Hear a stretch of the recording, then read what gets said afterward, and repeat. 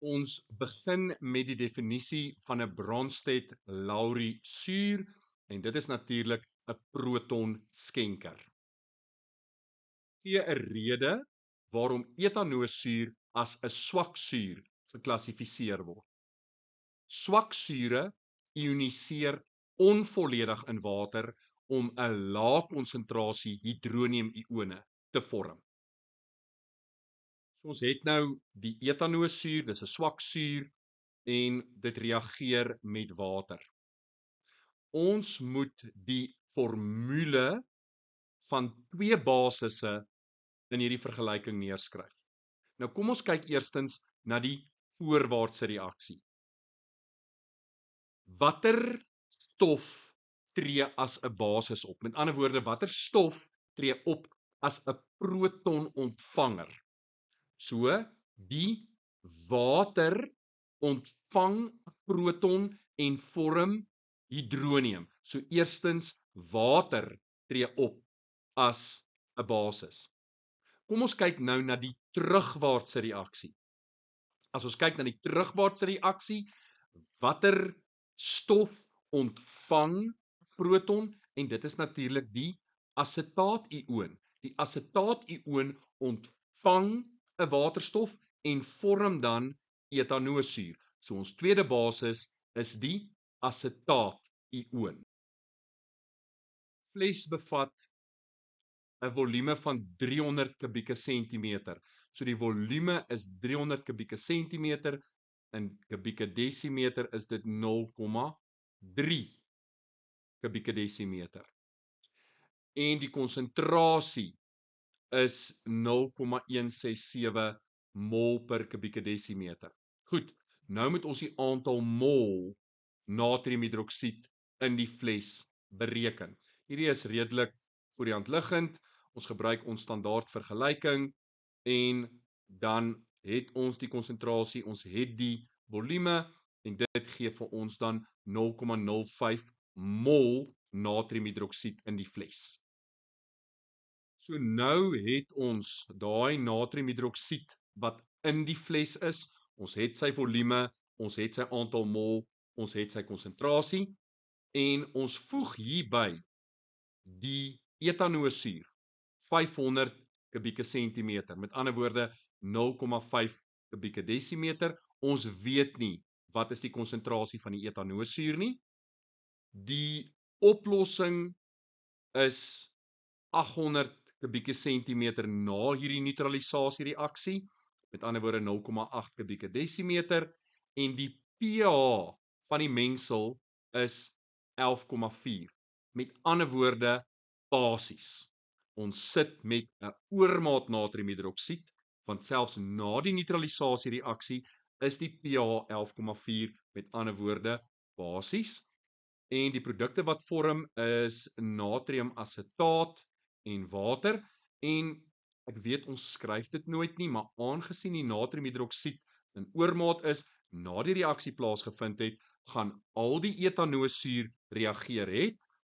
In die fles sal dan oorbly natriumasetaat, water as ook natriumhidroksied wat nie reageer het nie, maar ons skryf daai nooit nie.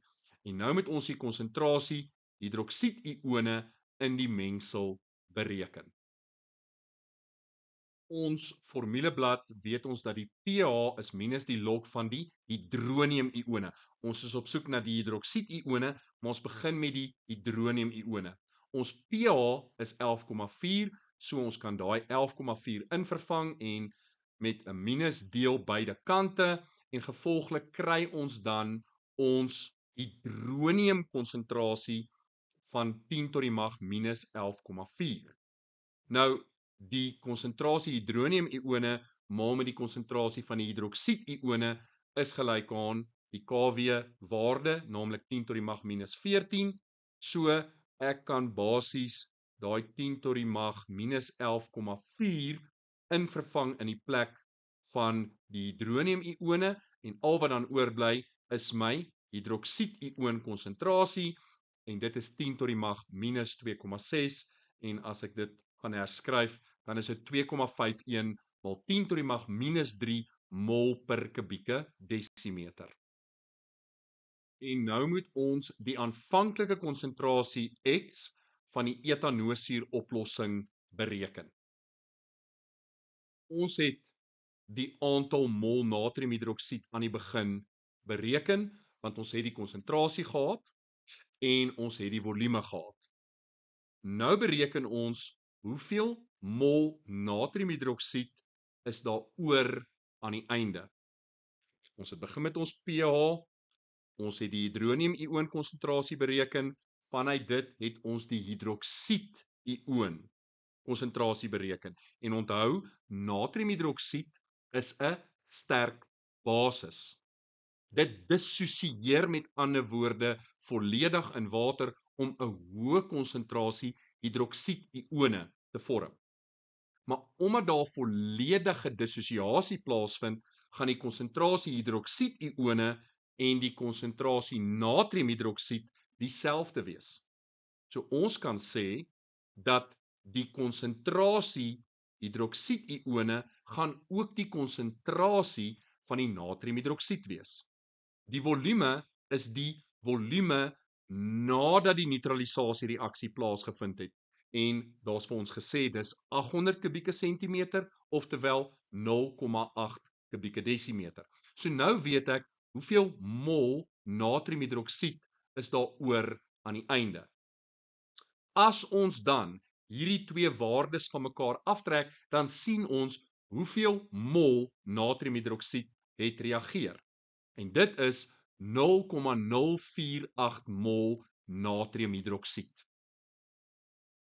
Dan weet ons dat natriumhidroksied reageer met etanoosuur in die verhouding 1:1.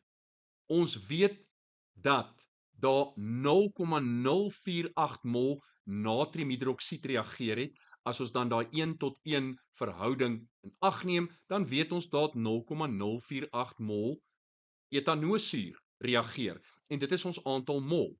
Maar ons het die volume gekry aan die begin. Dit was 500 kubieke sentimeter, oftewel 0,5 kubieke desimeter. So dit is my volume.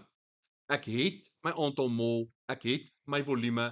Konsentrasie is bloot die aantal mol gedeel deur die volume en dit gee vir my 0,096 mol per kubieke desimeter.